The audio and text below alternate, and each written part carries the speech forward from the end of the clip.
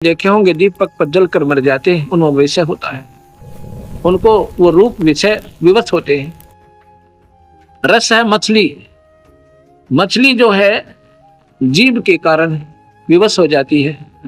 मछली पकड़ने वाला एक मांस का टुकड़ा और एक हुक में डालता है, लोहे के हुक में, कांटा कहते हैं उसे, और पानी में छोड़ देता है।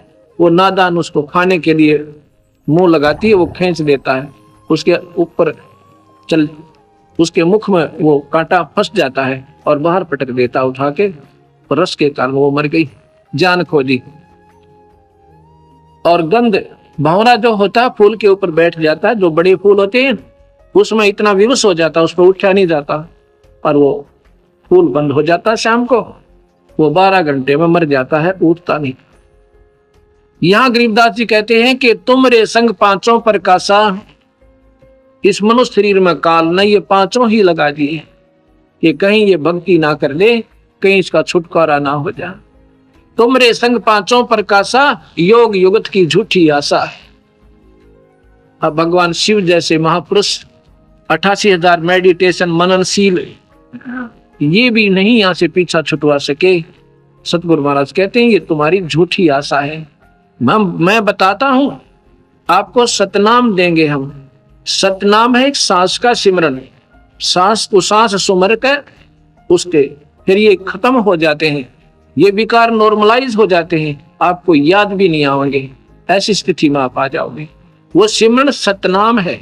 सतनाम के बाद फिर भक्ति के आप योग्य बनोगे, उसके बाद सार नाम दिया जाएगा, तब आपको उपलब्धि होगी। केवल सतनाम से भी जीव की मुक्ति नहीं है।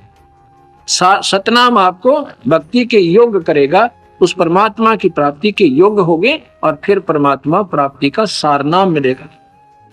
जब जाके हमारे कबीर भगवान की पूरी पद्धति होती है, यानी भक्ति का जो मार्ग है पूरा प्रशस्त होता है।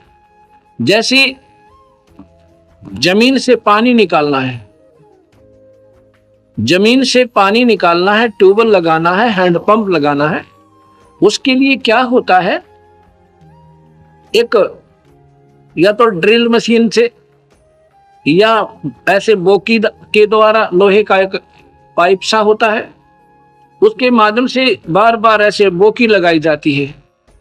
ये सांस उसांस रूपी बोकी सतनाम से लगाई जाएगी। वो क्या करेगी, पानी तक पाइप को पहुंचा देगी। बस उस बोकी का काम है पानी तक पहुंचा दिया, पानी बाहर नहीं आया। उसके लिए फिर मशीन बांधनी होती है, हैंडपंप की न्यारी, उसने फिर पानी बाहर किया। सतनाम आपको सतनाम आपको पार ब्रह्म के अंतिम छोर तक पहुंचा देगा। पार ब्रह्म के बाद हमने पूर्ण ब्रह्म के अंदर जाना है, वो लाभ लेना है, वो सार नाम रूपी हैंडपंप आपने और लेना होगा जब वो पूर्ण प्राप्ति हो। इनकम, क्योंकि नाम जो है सतगुरु ने, नाम का ही आसरा, शब्द के सारे जीव जाएगा। कोई न सोचे कि वैसे ही हो जाएगा, ऐसा नहीं। सतगुरु ने कहा है कि सांस सांस में नाम जपो, इसलिए कोई जपने का नाम है और सांस के ही द्वारा है।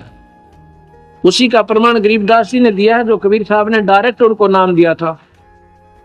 लिखा हुआ अपने शास्त्र में, कबीर साहब ने धर्मदास को वही नाम दिया, सतनाम।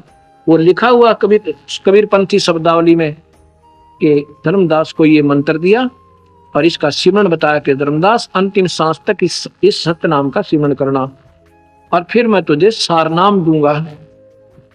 ये सारनाम के योग्य बहुत कम प्राणी होते हैं, लेकिन सतनाम भी निष्फल नहीं जाता।